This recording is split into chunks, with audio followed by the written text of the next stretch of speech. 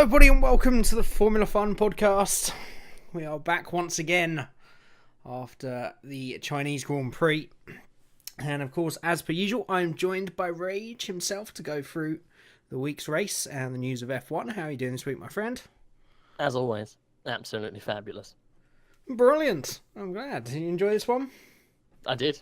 I don't normally enjoy China, but it was good. Yeah, it was a bit of a sleeper, wasn't it? Sleeper? To begin with. Was it? Oh, I watched like a peasant, so I only got the good bits. Oh, okay. Well, we'll get into it, but it was looking like any other Formula One race. And then, of course, one moment, as it usually does, turned the race on its head and made it an absolute classic. So I guess we'll just get straight on into it. Should we start off with the boring one first? I thought we'd just get rid of practice, Jamie? because What happened in practice?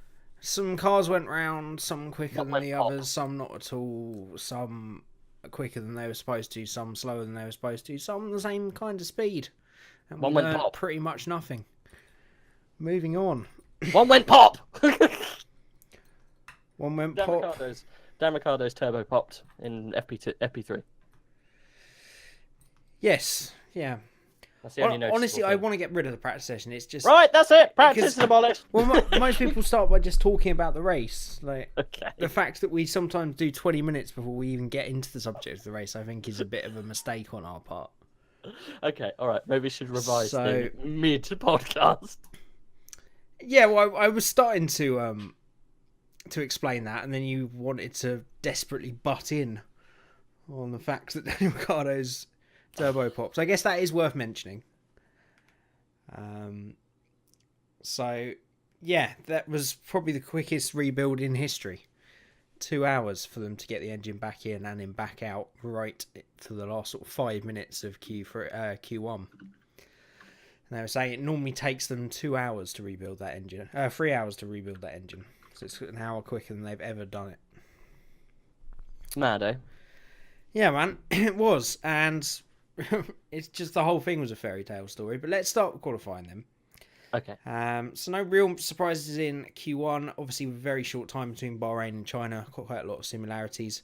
Obviously, both Saubers, both Williams knocks out. Pierre Gasly was probably the big surprise there after his heroics in Bahrain. Found himself knocks out in Q1. Bit of a return to form. Yeah, back to form, I reckon. Yeah, it'll be interesting to see if it's just a very certain types of track. Apparently that Toro Rosso is very, very good in the low-speed corners. In the mid and the high, it struggles a bit, which may explain their lack of speed in China. Maybe. Yeah, lots of straights as well. Doesn't help their engine. No, but Bahrain does as well. I guess China's a bit longer, and McLaren always did struggle right at the end of that long straight in China, so that makes sense. I haven't seen any speed traps, so I don't really know, but they were struggling again. Then, so Brendan Hartley was the final of the guys that made it into Q2, and that's where he stayed in P15, and both McLarens. Very disappointing again, wasn't it? Yeah. So what, they 14, 15, 13, 14. Yeah, so They scraped into 2, didn't they? yeah, sort of a very Honda position for them. Well, are they the last of the Williams? Last of the Williams. Last of the Renaults. What? They're not last of the Renaults because Williams are there. They're second last of the Renaults. Right. So yeah, middle form Renault engine. Do you want to revise that statement? All of that statement needs revision. Yeah. Can you work out why? Yes. Go on. They're not. No. I said Williams when it's not a Williams, it's a McLaren. And it's a Renault engine. I said Renault. You said they were the middle of the Renault engines because Williams also ran Renaults. That's right, though, isn't it? Is it? Williams won Renault. No, they don't! What planet is this guy on? They Oh, run no. Mercedes. They are! They're the bottom of the Renault They are, engine. yes. Your Well first done, we got statement there. was correct. When you watch or listen to the Formula Fun podcast, sorry, you get the best facts. And we are the most qualified to be sitting here and dictating to you what happens in Formula One races. Because we know exactly what goes on. Yeah, if you're the... That's our bot there. We've got a bot now in Discord, and it's going to make noises. So yeah, we if you're watching this podcast and fact checking it, this podcast isn't for you. Because there is many things that are incorrect. But yeah, the gist of it, McLaren struggling again, and it's the fact they were so far behind Renault as well is surprising. So we'll see. It kind of cements your theory of that McLaren is inherently bad. They've got some problems. They did come out in the news afterwards and say they don't quite really understand why they're so slow. And that's not a good start. We're rubbish and we don't know why. If they don't know, then they've got some serious issues. But both McLaren's 13th and 14th. Ocon, it was a bit of a better weekend for Force India, but mostly because McLaren and Toro Rosso didn't shine. So McLaren didn't turn up, so the Force India's got good. Yeah, exactly. So Ocon in 12th, then the two Hasses starting to slip back down towards where we maybe would expect them to be. But definitely keeping some of their improvement for this weekend. Then Science Junior, Perez, cracking performance, P8. Definitely back to where Force India have always been the last few seasons. So we'll see once we get into Europe whether they find some extra one-lap pace. And Hulkenberg, best of the rest again. He's there's no question about it. He's slaying Science this year. Oh, just absolutely obliterating. It's like Science hasn't turned up. I said this to my other half. I was like, what's Carlos doing at the moment? Because at the beginning of the season, he was up there, he was doing well. It's like they completely designed that car around Nico, or at least he's shining in that car where he shouldn't be. But, I do wonder if Hulkenberg found it difficult to turn it back on last season. Or Science was just on one of those charges. All the cars, as you say, might not suit him, but I think it's more that Hulkenberg has really turned up this season. And once again, as he always does, Hulkenberg proving how good a driver he is. Well, he's got the works drive now. He knows within a couple of years that team can be up with the top boys. So he's just got to ride out the storm and prove it. Well, why not? They've got such a motor in history, Renault with Formula One. Why not? Because that engine, they cannot get it right. We'll see what happens. I don't think. I'm talking like good few years, maybe next engine regs. We don't know. No. I think this formula they won't be up there. But they get the right guys on board and get the aerodynamics going well, get a good chassis, then anything can happen. Yeah, they got the money. I think that's the most important thing. Yeah. In this, they're in it for the long haul, though. Renault now. They're in it. I don't think they'll hang up the boots. No, I think they if Red Bull do change from Renault engines, I think that would actually benefit them. I think they can just concentrate on their own car now. I think they'd actually prefer that. So we'll see. So then it was two Red Bulls, a bit further back than we've seen them the last few years, but actually very close to the two Mercedes, who were the big surprise of the weekend. Because this has been such a Mercedes track the last few years. I know. And they just really struggled all weekend. And Ferrari just stars of the show. I mean, Raikkonen pushing Vettel all the way. I know. As he has done. Proper Raikkonen. We actually saw a bit of real Raikkonen in that final practice there. Even throughout the whole session, but still, when Raikkonen crossed the line, I was like, that's it, he's done it. And just to see Seb cross over in like however many hundreds it was, like 300s, 400s, something like that, I don't know. And that's Dick, pretty much, space between them.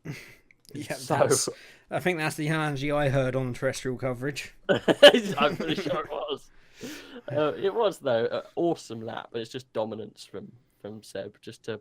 Someone puts down that marker, 4/10 faster than the rest, and then someone comes down behind you in the same car and just smacks you across the face with someone that's like 400s quicker.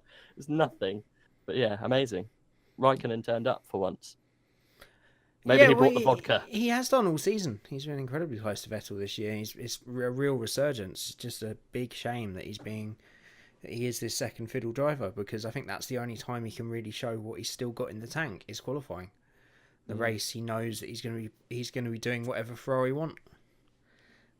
Fortunately, it worked out for him this time, as we'll get onto. But yeah, Vettel was actually down all the way till the final sector, and then just pulled it out.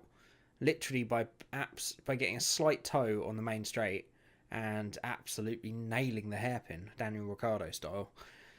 And that was enough to overturn the deficit. So, yeah, cracking lap from him and complete dominance from the Ferraris is a little bit worrying, So, to be fair. I had a little, again, my conspiracy theories showing up. The Mercedes were, so let's have a look at the qualifying 2 times, Q2. How far away were they on Q2 times? What's that? Hamilton, fastest Q2 time, 1:31.1. What tyres was he on? I bet it was on mediums or softs. All the top 4 were on softs. And obviously then they had to run the super soft to get the Q3 time. Yeah. I guess he was slightly quicker. He found some time, but they don't seem to find as much as the Ferraris. I still think that car's set up to run on mediums. It's possible. But, this is the track that suits their car. I know. It's not like they've always been good on the medium tyres. The last 4 testing years, they've done all their testing on the medium tyres. It's nothing new. But I just think Ferrari have found that pace. I think they really have just perfected their car. And while it was a little bit scrappy in Australia, I think they've just found all the right setup tweaks and the right way to go about racing with the car they've built. That's just pulled them a long way ahead of Mercedes, because there's no doubt about it, they are quicker. This party mode that Mercedes do have, it's almost nailed on. They have it. Is a couple of temps as well. So you take that out of the equation, and it's Mercedes levels of dominance. I don't think it's all tyres. But we'll see. There's lots of different types of tracks coming up. There's some longer breaks now, so we'll see how Mercedes develop. They've never really had to do this since they returned to the sport, apart from obviously the first year. Where they've had to actually, what am I talking about? I'm thinking Lewis hasn't had to do this. 3 years. 3 years. It's 4 years they've had dominance, because it's 3 Lewis titles and 1 Nico, isn't it? Oh, I mean when they came back. Came back in 2010, so 10, 11, 12, 13. Well, it must have been 4 then. Yeah, it's 4 of them. But yeah, we'll see how they fight now. See what they've got to come back in the tank to come back at them. But yeah, it was an interesting qualifying session. Not as close run as we'd hoped. But I think the standout was Daniel Ricciardo to get that car on 6th place with only 3 minutes of Q1 left. That was mad, wasn't it? Yeah, it was seriously impressive. And it really set up a magical weekend for them, which we'll get on to now, I guess. So the race itself, pretty interesting start. Obviously, Vettel getting away well, Raikkonen getting eaten up into the pack. Did Hamilton lost out as well a little bit at the start? So Lewis started 5th. I don't remember what happened in turn 1. So, yeah, I think he did, didn't he? Because he tried to go around the facts. Yeah, he tried to go around the outside of Raikkonen, and then Raikkonen had to back out of it. He backed out of it, and Verstappen went around the outside of him, didn't he? So I think it was Ferrari, Mercedes, Red Bull, because Verstappen got up into 3rd. Ferrari, Mercedes, Red Bull, Raikkonen, Hamilton, Ricciardo. And they sort of separated into 2 separate groups at the beginning, with quite a large gap developing between them. Not much else happened at the start, from what I remember. It kind of settled down, didn't it? Yeah. There was a bit of hustle bustle, I think, between I want to say the pink cars. I can't remember now. All the facts. All the facts, all the time. Yeah, I think Ocon got forced off at 2 separate points, or Perez got forced off, but I can't remember. It's just a minor altercation, really. But they all got through the first corner and that first little bit of helter-skelter. Okay, didn't they? Yeah, there was no major incidents. Everybody made a good start, and that's what I said. That's what I meant. It just sort of settled into that normal F1 race, and it wasn't really until the pit stops came about that we saw any kind of movement, and Mercedes stealing a march on Ferrari. I think that was Bottas's race to win after that. He obviously pitted a lap earlier, came back out ahead of Vettel. What a masterstroke, though, to get to do the undercut. I can't remember why Ferrari stayed in. Because they never ever spot spot it. They never spot it. They don't like this undercut. I don't know why. When they're leading the race, they allow the cars behind them to pit, and it happened quite a lot last year. And they just try and stay out as long as they can sometimes. But this time run their own race, don't they? I guess. And this time it was literally one lap afterwards. But that's all you need in China because the tyres get destroyed. So yeah, it was heading for a pretty standard race. Hamilton struggling throughout. What are your views? We'll get to the meat of the race later. But what are your views on Lewis after this? You know, you're a Lewis fan. You always follow him religiously. Do you what's this struggle about this year? There's a couple of things. So there could be a thing that you alluded to at the end of the last year's podcast, was that the car was designed to Lewis's strengths halfway through the season. And either they've gone back to an older form of chassis, or a more rounded chassis that's complementing both drivers, and it doesn't so much complement Lewis, or it's a mental game, and Lewis has just bottled it the first part of the season. Whether it's due to he keeps his cards so close to his chest with any kind of personal things that he has because of obviously what's happened in the past with, you know, certain relationships being too public. He doesn't like to talk about anything in his personal life. It could be anything like that.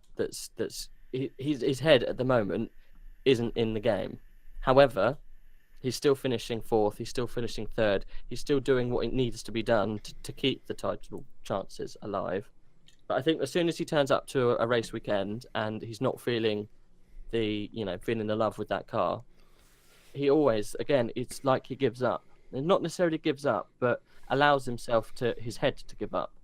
But then when Lewis is in his own headspace, and he's in a good headspace, a positive headspace, no one can beat him. You know, he finds tents where there aren't tents. So I don't know, he's a bit of an enigma when it comes to his mental state, and it's his big weakness. It's his big weakness. It has been throughout his career. Let's not get into the latter end of what happened at McLaren, because it's always been his problem. And I think that's what Vettel is nailing. He's got the positive mental attitude. He's got the car beneath him that can bring the fight to Mercedes. And I think Lewis is, and as well, there's a little bit of stuff that I was going to get onto later, a little bit of stuff with the team that I think are letting him down. So there's a couple of little things all mashing together, and I think maybe putting him off his game. What do you think? Yeah, let's go through my views, and then we'll come back. So there's no point going to it later. We'll come back to what you need to say about the team in a minute, because I'm quite intrigued by that. But I completely agree. I think it's a mental issue. I think there is a trend appearing. Jesus Christ, sorry to interrupt you. Former X1 racer Rubens Barrichello feels lucky to be alive after a tumour. Oh my God. Did you know that? No. I just got handed this by an ex-Ferrari colleague, sits next to me. He really must stop climbing up a ladder to the second floor of your house and poking through his head through the window. It's Alfonso, man. I've told you. You've got to... it's the pizza. Thank you. Yep. Get back in the box. So yeah, lucky to be alive after a tumour. I knew he had a help. What are you playing? Well, that's shit. We're going to try and play in the occasional sounds of this new bot we've got in Discord, but it's going to be incredibly hit and miss. We could trial that now, actually. So, news report meme. Let's go. I mean, that's shit as well, but it'll work. Breaking news! Breaking news! Ex-Formula 1 driver. People. It's still going. Rubens Barrichello Breaking news. No, it was background noise. Oh, Okay. sorry. No, sorry. it's fine. It's fine. Ex-Formula One racer Ruben Barrichello reveals he's lucky to be alive after his recent health scare and the discovery of a tumour on his neck. So the 11-time Grand Prix winner was rushed to hospital in February after suffering of severe headache. Do you remember that? So usually people have got their ears to the ground. Ruben's had a bit of a health scare at the beginning of the year. And he said he was fine, he was having an operation, but it's obviously just come to light that he actually had a tumour. So I wish you a speedy recovery, Mr. Rubens. Yeah, absolute legend. There's yeah, just all. It always pains me even more when you have Formula One drivers that have risked their lives, especially at the most difficult, some of the most dangerous times. Like, it wasn't the most dangerous Formula One's ever been, but Barrichello has had accidents that he was lucky to survive. And then when things happen in their retirement, it's very sad to see, because you feel if anybody's earned that time, it's them. And obviously, it's similar to Schumacher. It's something that's painful to see. Anyway, sorry, didn't mean to interrupt where you're going with Lewis Hamilton. Back on track. So Lewis Hamilton. It's fine. It's speedy recovery, Rubens. Hope you're okay. I think it's a mental issue, and there is a trend developing with Lewis, which we've talked about before, which happened last year, where he'd won the title and he lost the last 3 races of the year or didn't win them, and then didn't win the first 5 of the year or 4 of the year or whatever it was. And it's a similar thing this time. He won the title last year, didn't win the last 2-3 races, and he hasn't won the first 3 so far. As you say, it's this mental thing, and when it clicks with him, it will click, and he'll be back to his best. And Vettel needs to run while he can, because he will be back. There's no doubt about it. If he's within 3 or 4 tenths of car pace of the Ferraris, he's a threat every single race that he's switched on. But I think it is a mental issue. I think if he's not comfortable with something, it has a knock-on effect across the weekend, and then you get those niggly radio messages, and you get, what are we doing, guys? You've got to let me know, or you need to let me know now what we're going to do so I can play. That's not Lewis. That's never been his style. And you know he's going to be struggling in a race when he starts making those messages. As you say, they just carry on through the weekend, and it's not that he switches off, it's just that if he's not 100% comfortable and he's starting to doubt things, then he won't be at his best. And I think Bottas has taken advantage of it, which is good. It's difficult to say till we get to different types of tracks, until we get to Lewis tracks, as to whether this car is going to suit Valtteri more. But that was a Lewis track. That's sort of shocking. I know you can't always be there every single race, but it was a Lewis track though, right? Yeah, China is. I'd argue places like Monaco and Canada are a bit more his tracks, and Baku will be the real acid test, I think, because that's a track I think I could see him owning as well. Just because he didn't turn up last year though, did he? Well, he was winning the race until he got the stop-go penalty.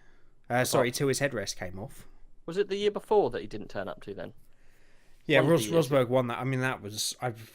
I'm going off sort of impulse memory here, because I fell asleep several times during that race. The year before, it really was a fucking boring race. It was awful, wasn't it? But yeah, I think you're right. He didn't turn up that year. But that was also a year that he didn't turn up many times throughout the year, unfortunately. But we'll see. What was your point on the team? So, I think a couple of things have been said by the team. Whether that every time that they need to make a strategic decision, because they know, and this could be a knee-jerk reaction to Ferrari having pace now, and obviously knowing that that if they get behind someone, that could ruin their race. If they get behind a Ferrari, they can lose a race. Maybe they've been told that every time they want to make any kind of strategic move, be it a pit stop, be it turn up the engine to a certain amount, because of the restricted parts available, gearboxes, MGUK, anything, engines, that they're being very protective over certain things. So everything has to have permission. And they've told him every single thing that you need to go through has to run through our strategist, and obviously there has to be a bit of a downtime between that yes/no answer from whoever it may be. And Lewis is going through those things in his head and asking the team, oh, can I do this? Can I do that? Or the team simply aren't doing the job that he needs them to do.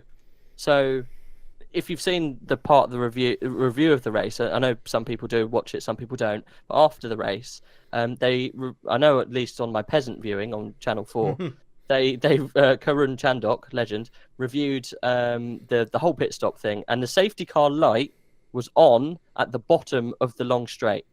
Safety car board lit up, bright as day. So he had that whole corner to talk to the team, and the straight going up towards the pit. Not only did that make it worse, the Red Bull was in front of him at that time and pitted first. So he had that also. That's a Red Bull. Why aren't I pitting? I think we'll just curtail that a little bit, because that is a big part of the discussion of the final part of the race that we'll go into. Yeah, okay. All right. But I still, think that's the strategy call they mucked up on. Do you think that the strategy is not turning up and is hurting Lewis, and he's not willing to make the jump on his own mentally? I think there might be a communication issue there. I think there might be the team trying to do one thing and they need to work together better, and they're not adapting the strategies for Lewis's style. And that's very possible. I think a much stronger point is that there is a very strong possibility that they are dialing his engines back. If you've got to say there are only so many times they can use these modes and use things on each engine before it goes. The way I see it is that their overtake button and their party mode and everything, they can only use a certain amount of time on each engine. It's not per race, it's per each engine. No. Yeah. So they have to pick and choose when they use it. Yeah. And if I was Mercedes and Lewis is struggling with this, struggling with that, there is a very real possibility that they could be just going, right, well, he's not going to go and challenge for the win or second place in this race. Let's get him his points. Let's look after the engine, and he can go at it when he's feeling, when he's on form. I think that would be a very permanent thing for Mercedes to do. Now, whether that is a thing they're doing, and whether that's a thing, if it is, I very doubt that they've communicated that to Lewis. So that could be responsible for some of his pace. I think it's possible. But I think it could be a combination of all these things. Lewis needs to be happy with the strategy. The team have to be giving him the right things that he needs, not just what any driver does in the race. It has to be specific to Lewis because of his character. I think they might not be adapting to that too well. But I think the biggest issue is his mental approach, and he just needs to, once he gets that first win and starts feeling comfortable again, I've no doubt he'll be back on form. So, do you think if you go back to Melbourne, right? So Lewis he saw the gap there. He was second fiddle. He got pissed off with the team because they software glitch. No. Just Vettel got lucky and he did you on strategy. Yep. He got in front. Lewis knew that he had the power in the back of the car, right? So I think he dialed up the engine himself on his whatever he has available to him. He dialed it up. So because he said over the mic, "I'm going for it. I'm gonna go and try and chase him down." He chased him down for maybe like 6-7 laps or whatever. Realised got into that spot where you can't overtake, and the track didn't help that. It complemented the spot he was in, and he had also, because of maybe what he did with the engine, turned it up. He damaged his car, so he damaged the gearbox. So whether they know now, if they push too hard, too long, and they leave it to Lewis to decide when to push for however hard and however long, it's going to kill the car. So they're completely dialing back. That's no more allowed. You can't do that anymore. Everything has to be put through the guys. Otherwise, you're going to kill the car and, in essence, kill your chance of the championship. Do you think they know that if they go that hard for so long, that something's going to happen, something's going to go bang? Do you think possible. There's an inherent problem with that car? They are also on their second gearbox already. Mm. So they've got to protect that immediately because they've got 2 gearboxes left now for the rest of the season. And in a season that they're coming back against Ferrari, every single penalty is going to hurt like hell. So that's very possible. It should always be in the team's decision, and obviously with the new radio rules, they can't tell the driver which modes to use when, so that means you're completely correct. Lewis will know how to use every single mode available to him. But obviously they can restrict that in the software, so they may have done. I genuinely think, though, it's more a case of his mental state. I think we know with Lewis. I think this early on in the season, Mercedes not having won a race, they're not going to like that one bit.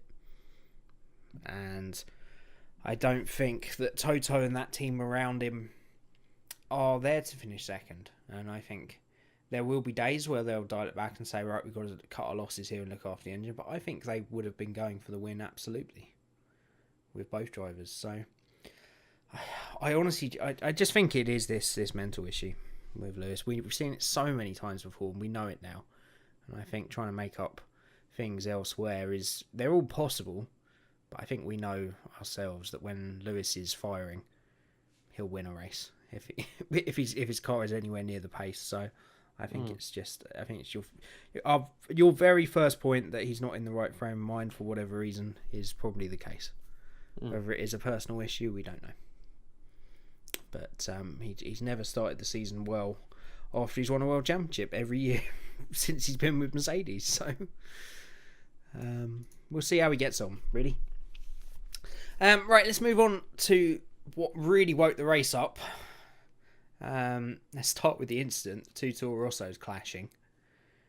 Do you think over eager from Gasly or genuine lock-up? And just straight into Hartley. What's that, sorry? The incident that caused the whole issue. Oh, that caused the safety car. I was like, who into what? I think it was a genuine I think lock-up. We didn't get any radio, but I think genuine mistake. I don't think he was too overeager to do anything. I think it's just a genuine oops moment. It happens, but maybe he thought that he was letting him through. Again, we don't know. We don't know what the thing was to say. You can take him on the end of the whatchamacallit, or if you get a space, you can overtake him. We didn't get any of that, so. I mean, let's be fair. It's something we've seen dozens of times at that corner over the years. It's something that can happen. It's the longest straight of the year almost now. It's not now that Baku's on the calendar, but it used to be. And it's the biggest braking zone of the year apart from Baku. Maybe even more because it's a hairpin rather than a right angle left-hander like at Baku. So it probably is the biggest braking point of the year. So to misjudge that after being at full throttle for 14, 15 seconds, it's very possible. So I think we'll give him the benefit of the doubt there. But the effect it had was they were all over the hairpin, safety car thrown, and this goes back to what you were talking about, and a lot of people talked about it around the paddock and online, was the time that the safety car was thrown, because that debris was there for 2 laps, and the exact moment they threw it was after the leaders had passed. So the 3 guys that had the opportunity to dive in were Lewis, Verstappen and Ricciardo. 2 Red Bulls went in, Mercedes didn't. So on the first point, do we think they've thrown safety cars in the past to increase the show when they probably could have got away with VSC? And I think they haven't exactly admitted that, but I think it's pretty obvious they've done that at times, and I can kind of see why they have.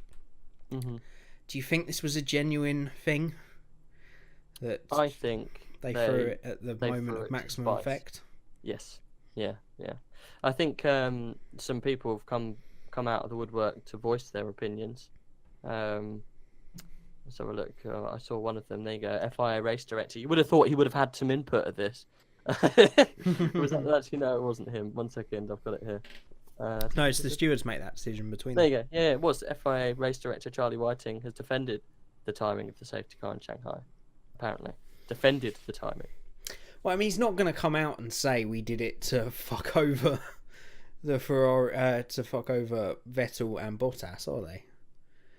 Actually, Raikkonen was in a position that he could have pitted as well, because of course that's something we missed quickly. We'll quickly go back at that. Ferrari's use once again of Raikkonen as a blocker, leaving him out there, completely ruining his race. Yeah. To try and allow Vettel a chance at Bottas. It's all within the rules, and I know why they're doing it, but well, it's just ruining Raikkonen's chances to do anything. It's signed in his contract, man. It's so obvious by now. So obvious. Do you think if Vettel's on the slower foot and he's out of strategy, that they're asked Vettel to get out of the way? Really? No, they'll do anything they can to help him. And I think the real issue here is, do they even want to win the constructors? Because that's where all the glory is for the team. That's where all the prize money and everything is. All the heritage is there. Do you think they just want another championship? Possibly, but I just feel that if they let Raikkonen race, they're big enough boys that they can race each other. You know, and most Ferrari of the time, have always been like this, though, haven't they? Oh, of course, going back to the days of Schumacher and whatchamacallit, Barrichello. It was always second fiddle. There's always been one and another. It's just their ethos, isn't it? It's the way they like to run the cars.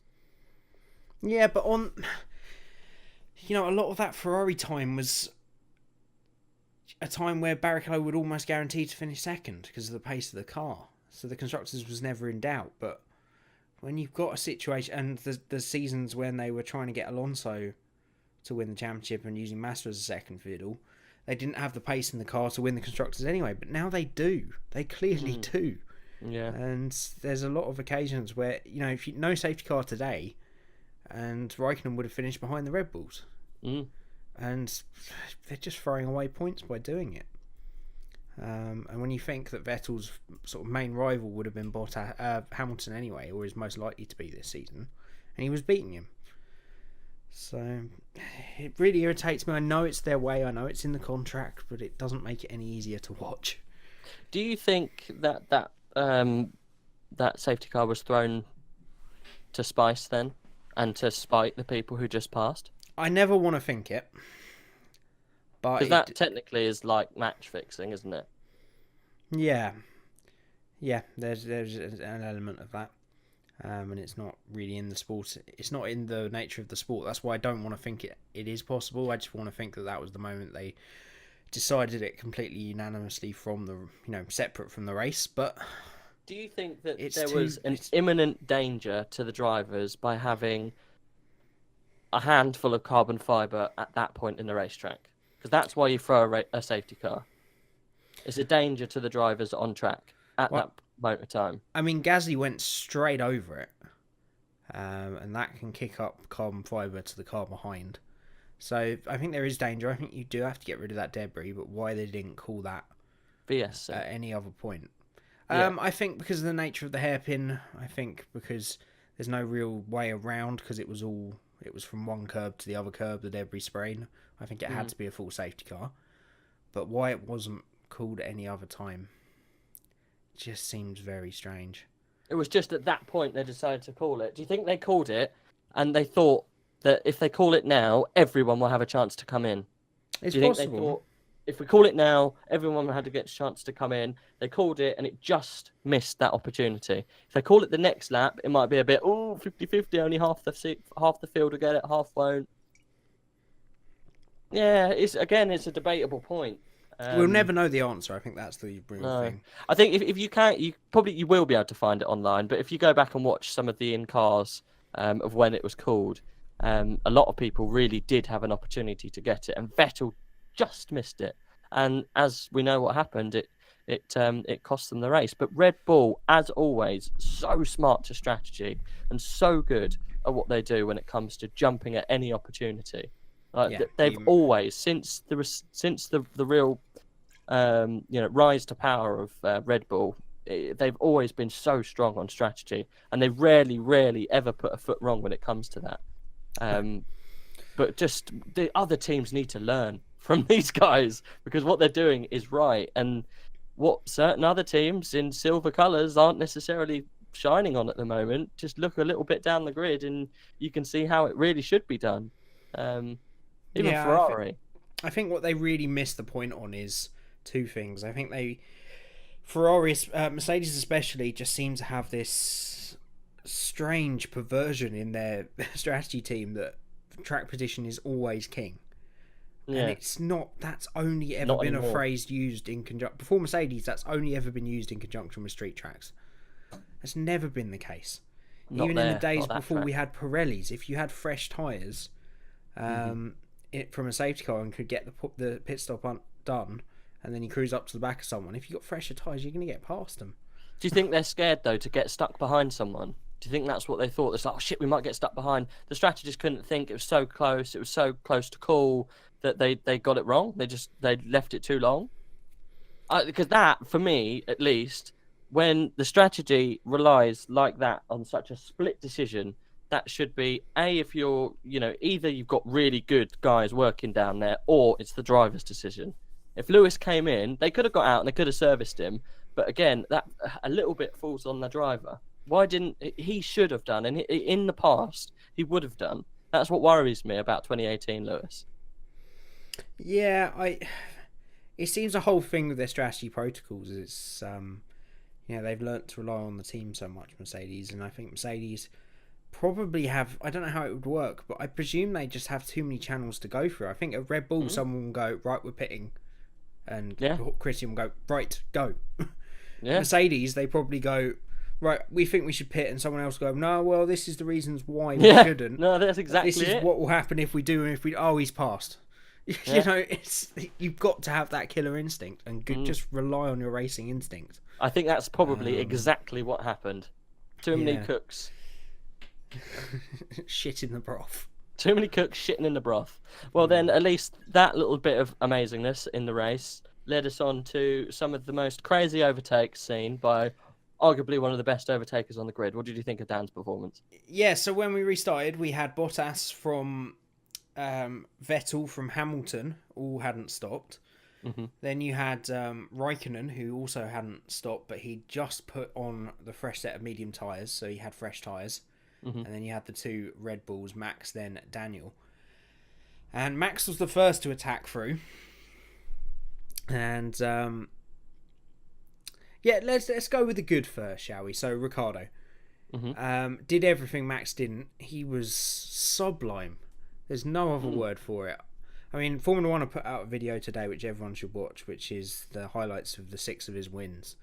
And this is the situation he's won every single race in. Yeah. Something strange happens and he just capitalises on it. He just goes for it. So fun Dan fact. Dan has never won any race from I think it was anything further back than the third row or something. Or the second row. Yeah, so it's top. He's never started in the top 3 when he's won. Yeah, that's nuts. In modern Formula 1. In one occasion, it was 10th. It's just nuts. It is. It's a little bit worrying for championship charge, but whether he's ever had the car to actually qualify up front, I think that's the questionable bit on that. Yeah.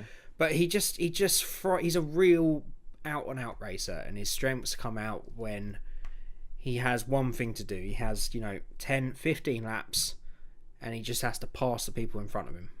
Mm-hmm. And he will just go and do it every time. Mm-hmm.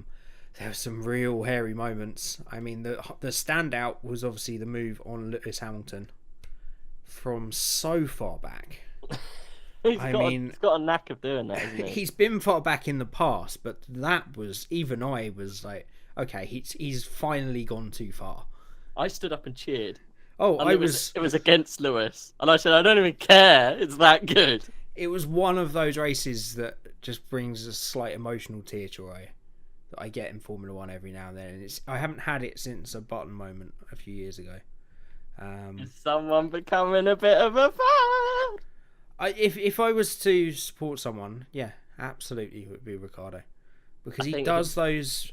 The best things in sport are the stories of where skill shines out over anything else, and those moments where drivers just completely take the race into their own hands and do things you would never have thought anyone was going to do in that race. And that's what he does time and time again in these situations. And he just was sublime. I mean, the one on Bottas was fucking scary, man. It was mad. It was absolutely mad. It was watched from the onboard.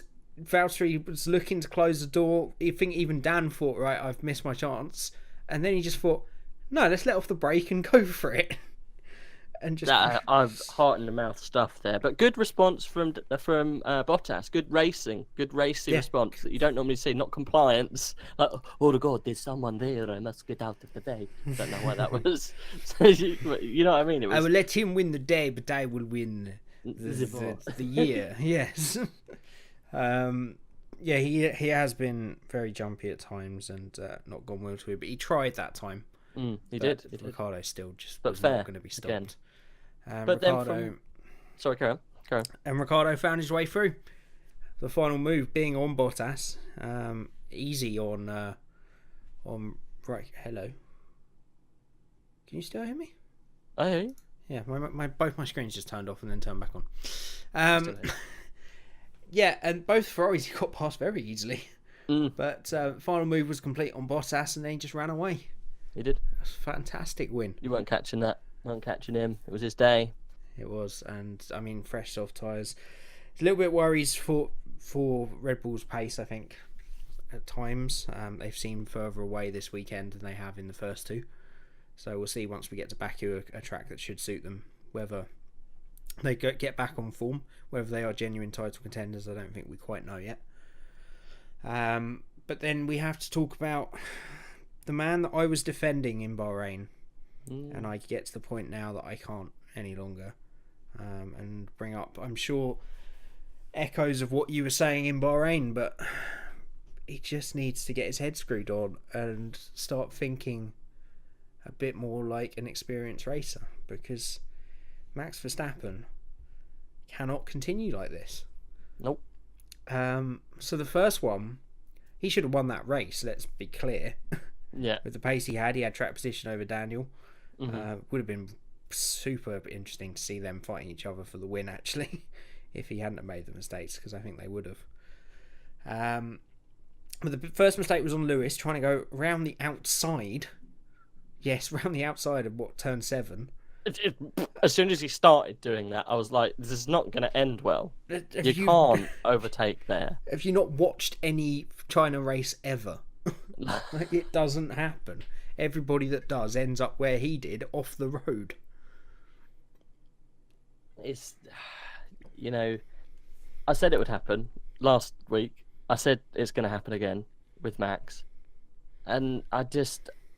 Whether it's because he's told his dad to back off a little bit and let him do his thing, but his dad came out afterwards and said he needs to get his head screwed on. Chill out. And sort it out. He knew after the race. He knew he didn't defend what happened like last time in Bahrain where he felt robbed, and he knew straight away. He knew that he'd mucked up. Yeah, he went and apologised to Seb straight away, which I think shows a bit of maturity. But that's not where it matters. No, anybody can go and do that. Be the sorry child. I'm so Sebastian. I said straight away, I was like, look, you may be the Dutch wonder kid, but no one is safe under the rule of fucking Helmut Marko. Not even the wonderful Max Verstappen. There's such good young guns coming through the Red Bull scheme. Look what happened to Torpedo. Look what happened to Alguersuari, Buemi. All very good racers. Maybe not all of them, but still, all really competent drivers. Just because you've got a couple of wins and you're hailed as the resurgence of Dutch motor racing doesn't mean that you're completely safe. Yeah, I mean, I still maintain I think he is one of those special once in a generation talents. I wouldn't put him on the same pedestal as people like Kvyat and Alguersuari and Buemi. Buemi's pretty good. Yeah, I think they were. They were good. I think they were great drivers. I think Verstappen is truly a special driver, but he needs to sort this out quick. Oh yeah. I don't think it's a. I think it's just over-eagerness.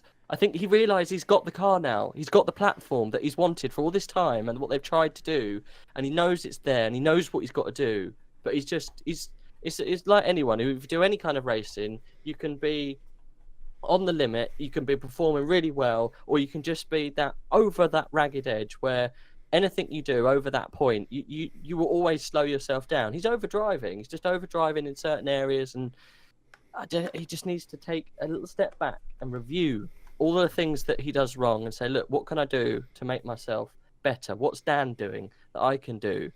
Choose every battle he goes into, not decide on a straight instant that's what he's going to do. He could have had Vettel going into the next corner before the next left-hander before the pit straight.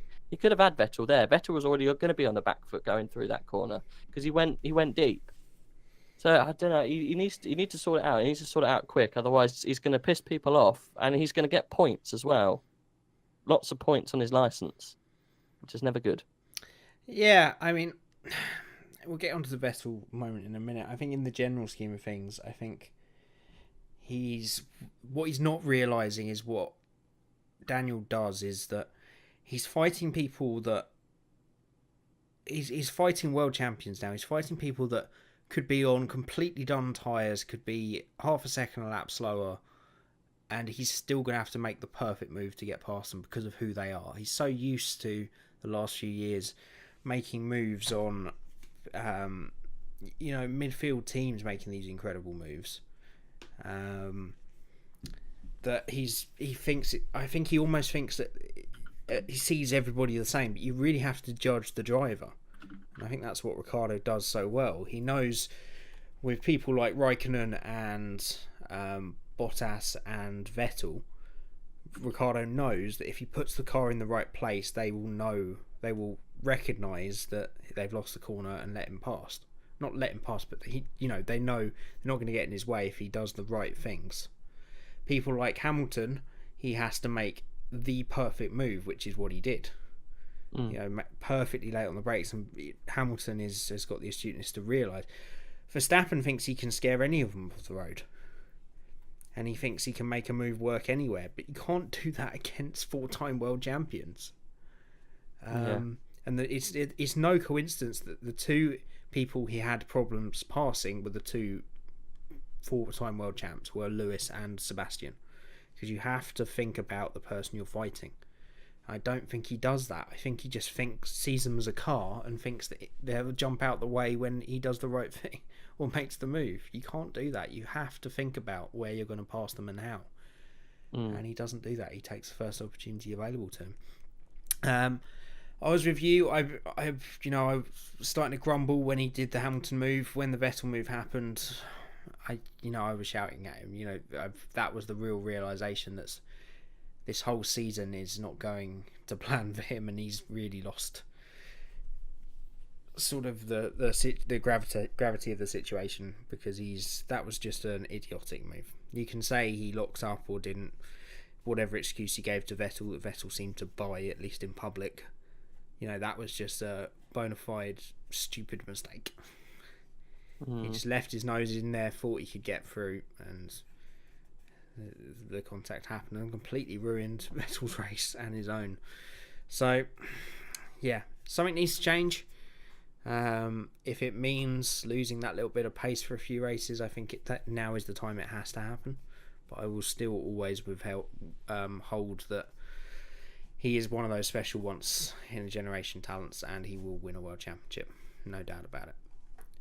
And he will be a great in the sport, but this is the learning process that Senna had to go through, Schumacher had to go through.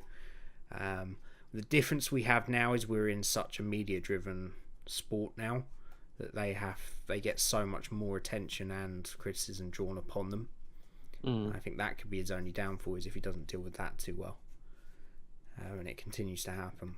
But, I'm still not too worried about his trajectory. But it's something that can't go on any longer. That's the other thing about it. I know they're two contradictory statements, but he can't keep ruining races up front like that. He really can't. And throwing away victories ultimately, which is what he did there. Wasn't good.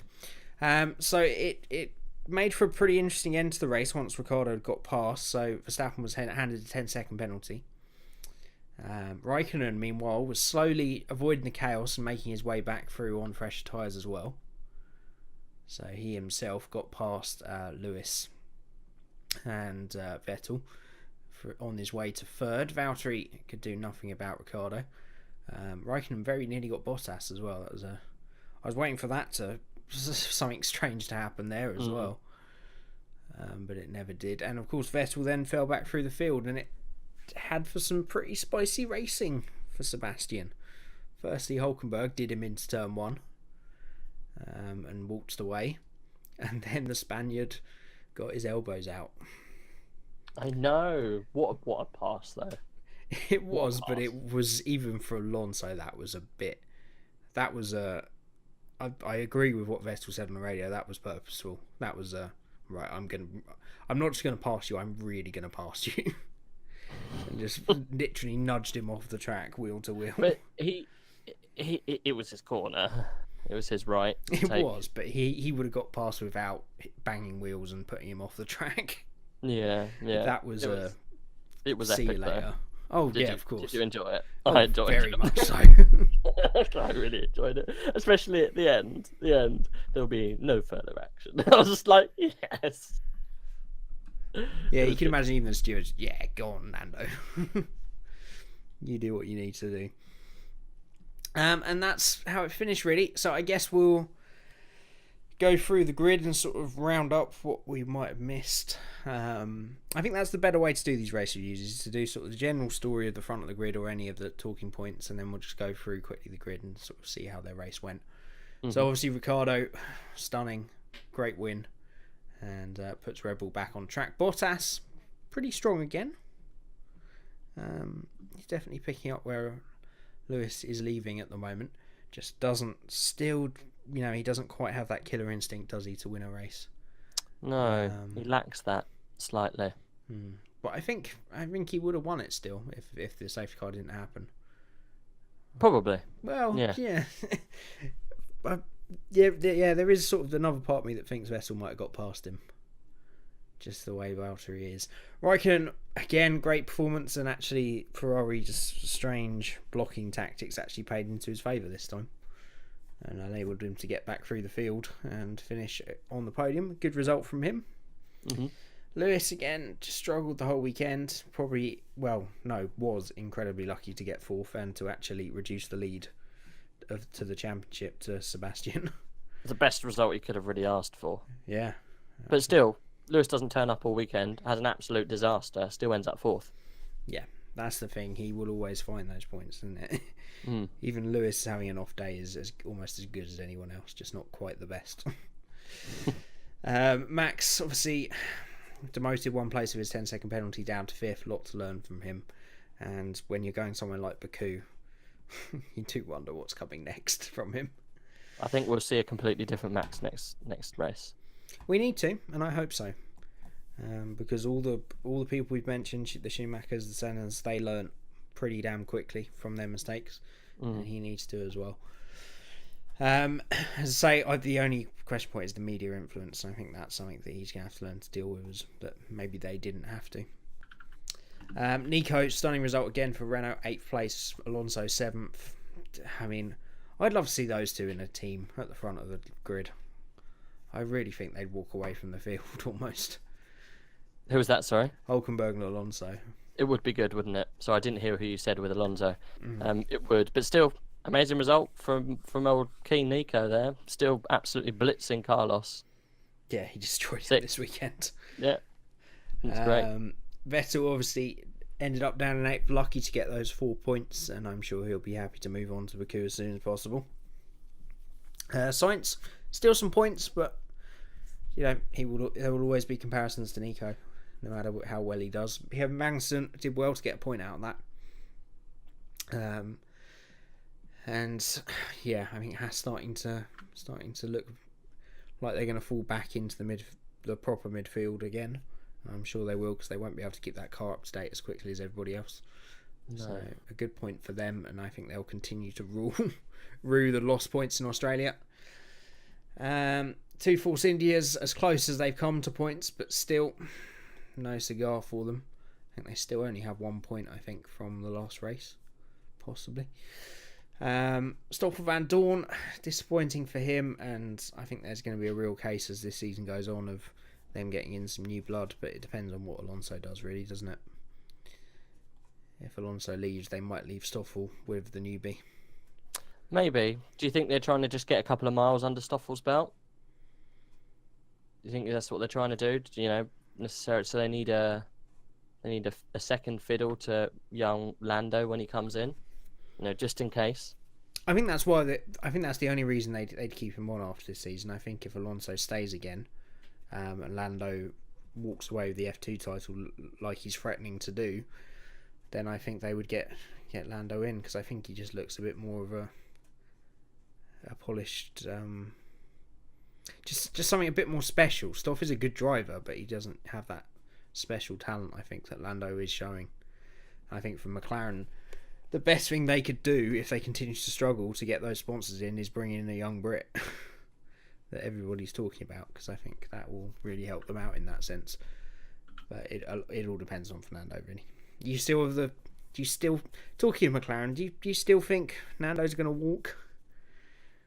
I don't remember you saying that after Australia. Nando, to walk halfway? Yeah, 100%. Yeah, I can see him doing it this year. If pressure gets to him, then yeah. Yeah, I think a lot will depend on how his endurance goes as well. I think if he goes there and he starts winning races like he very possibly could, I don't see he'll get a taste for that and will get that buzz that he's been looking for. And I think I'm with you. I think he'll be off unless McLaren find a magic pill somewhere in their aero or the chassis and everything just starts working. Knowing Fernando's luck, he'll leave and Stoffel will win the next race. It's just how it happens with him. To Williams again, good, a much better racing performance than qualifying, but still 14th, 15th is nowhere near where those guys want to be. Still bottom of the pile with 0 points.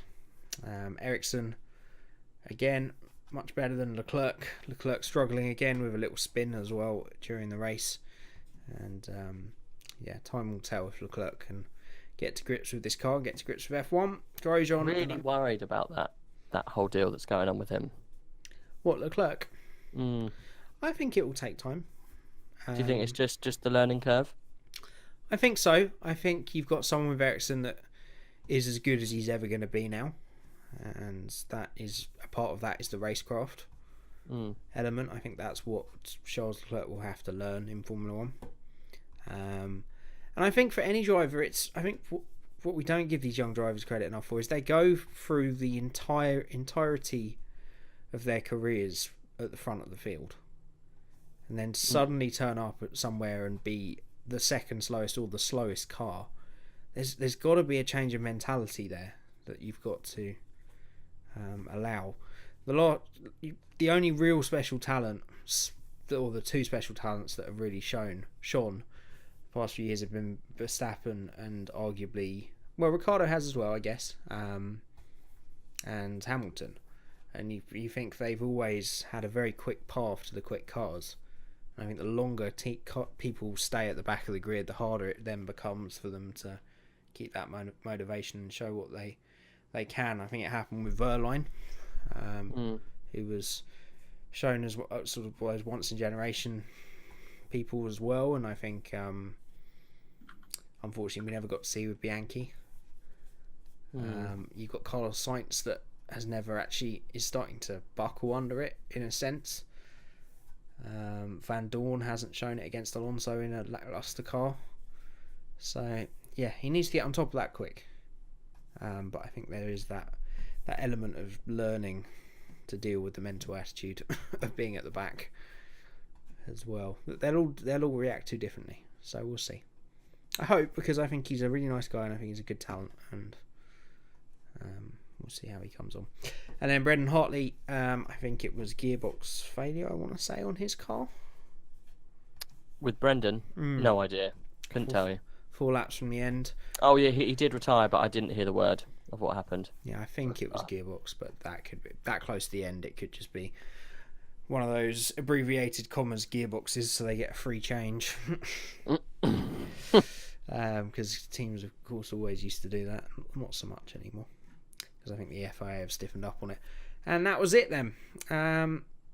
Going quickly onto the standings, I guess now we're getting into the season, they mean more. So Hamilton actually closed the gap to Vettel, so 9 points between them. Bottas on 40, 5 points behind. Ricciardo 3 points behind that. Raikkonen 10 points behind that.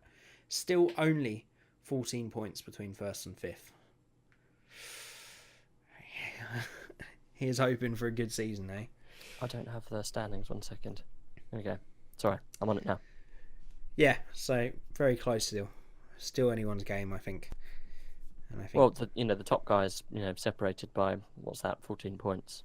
Mad. yeah, It is still anyone's. 14. Even fifth and fourth, it's anyone's game. Alonso's just mad. Nico Rosberg, for me at least, is the standout there. Nico Rosberg is. Nico Rosberg, he never showed up. Nico Hulkenberg, sorry, is the standout for me there. 7th, 22 points. Why this man has not got a better drive, I've just no idea.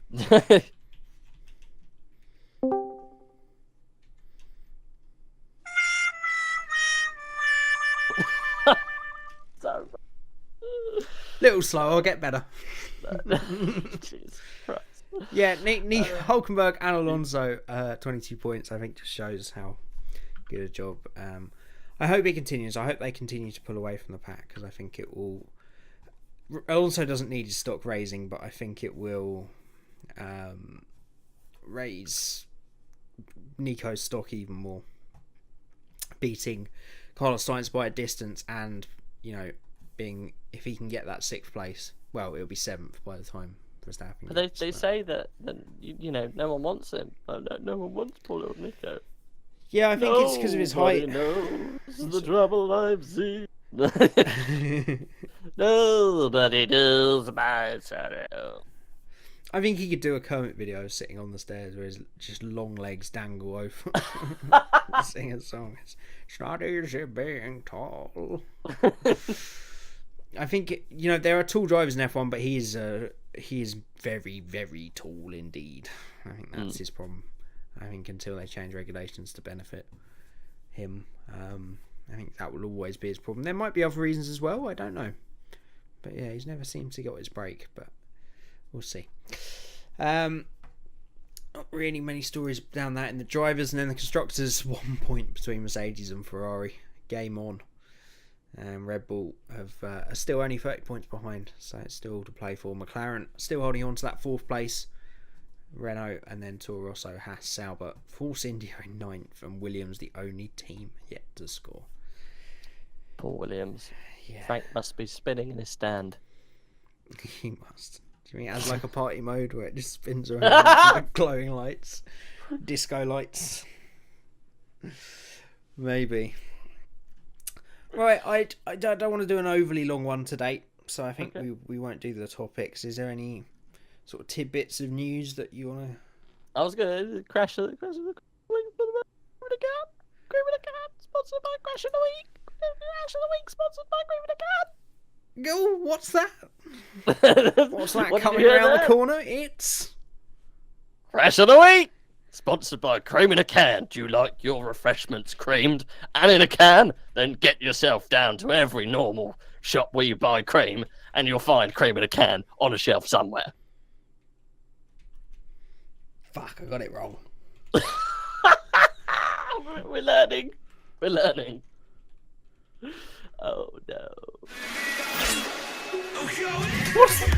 That's not what I said at all. Salut tout le monde, c'est Zederka. Aujourd'hui, on se retrouve pour une nouvelle vidéo sur... Fuck! I'll play this. I don't like that at all. This is my winter fun testing, bit. if someone had said to you, Red Bull will win. Red Bull will win a race this year before Mercedes, what would have been your reaction?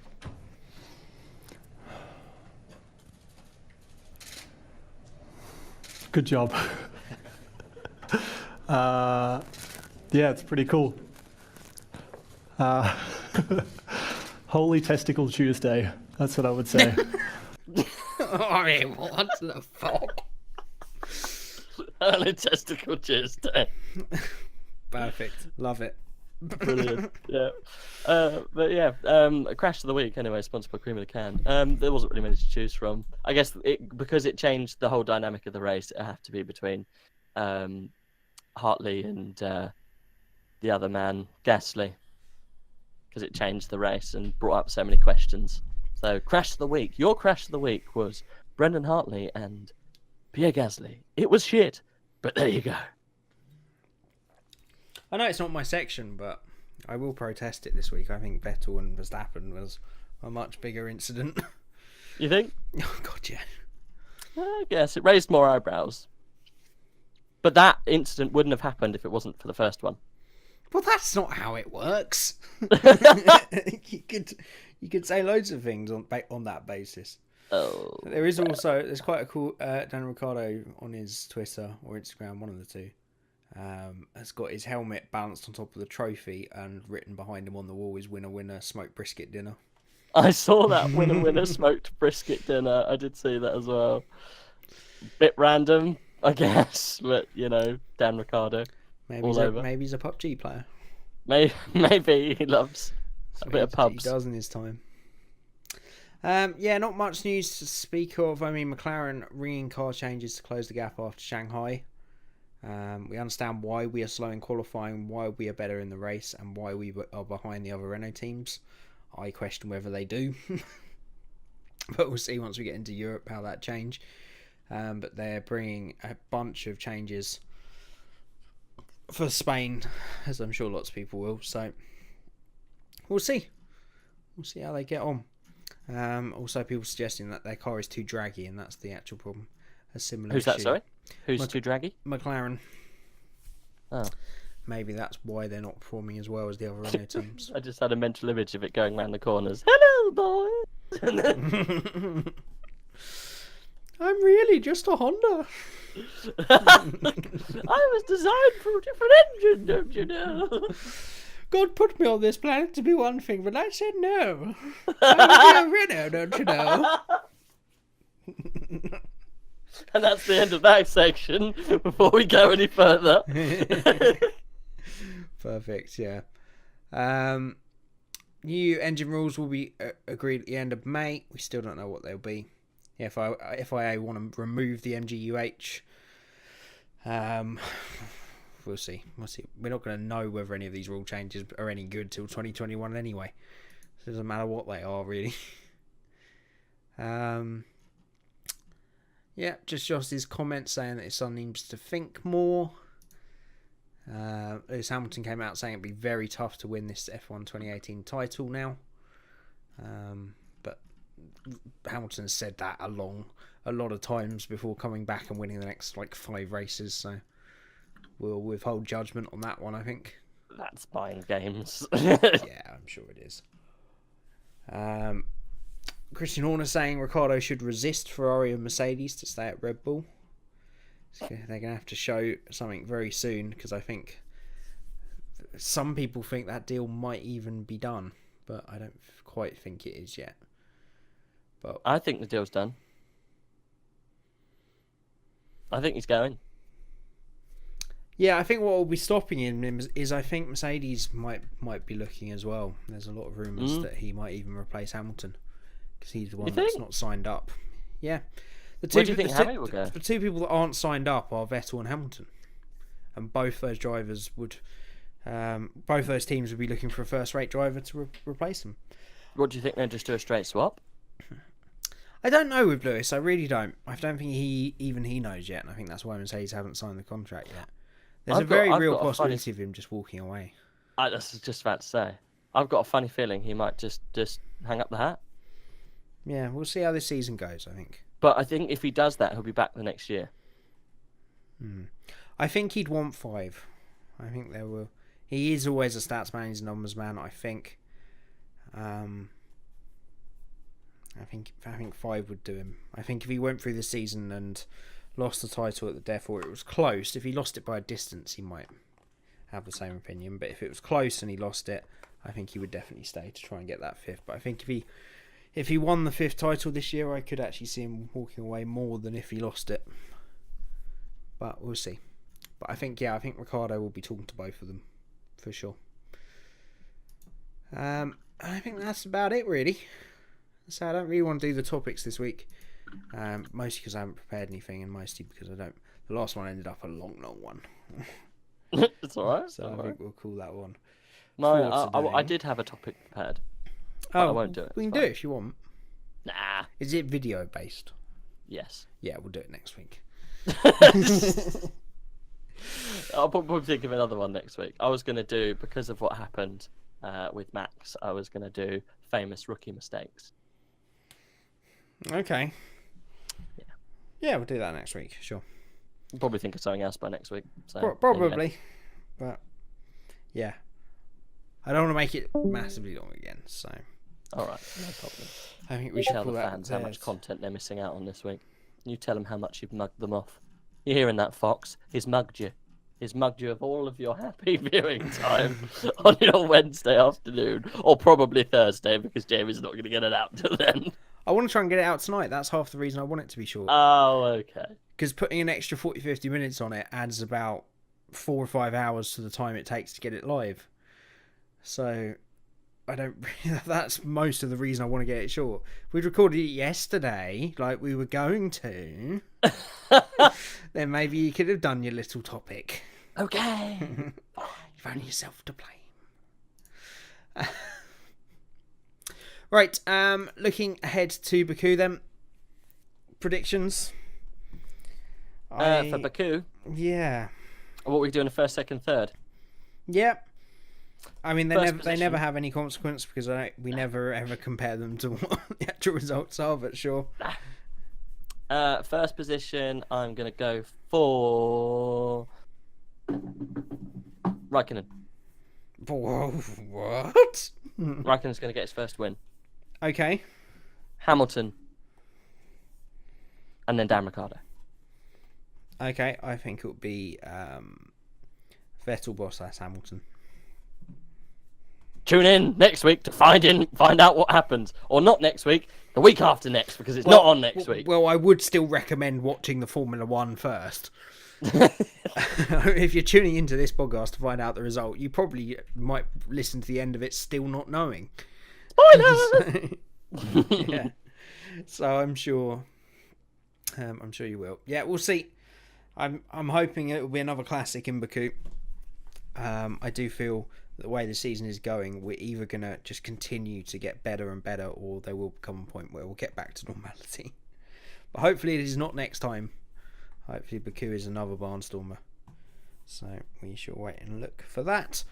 Right, we shall get out of here and wrap up for this week. As usual, everybody, thank you so much for watching. I hope you continue to enjoy these podcasts. If you are new to the channel, you can hit that like button on the video and subscribe on the channel to keep up to date with all the other stuff we do.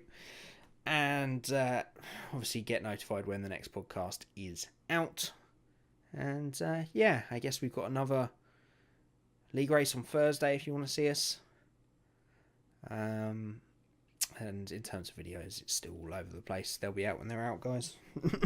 I love it, just giving up now. I don't want to keep promising stuff, you know.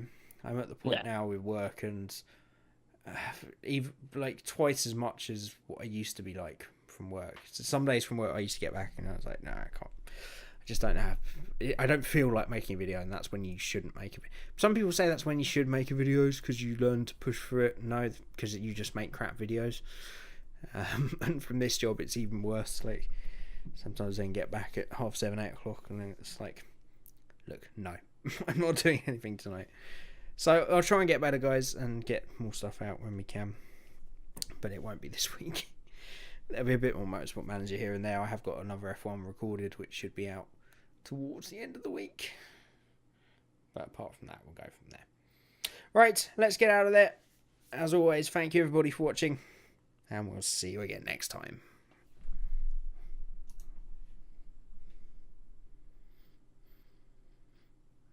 Nothing? No. Oh. Oh, no. That's the end of an era. That's every single one you've said something. Have you always included one? Always. You can snap one in now if you like. Click edit, snap it in. Cheese sticks taste good with butter.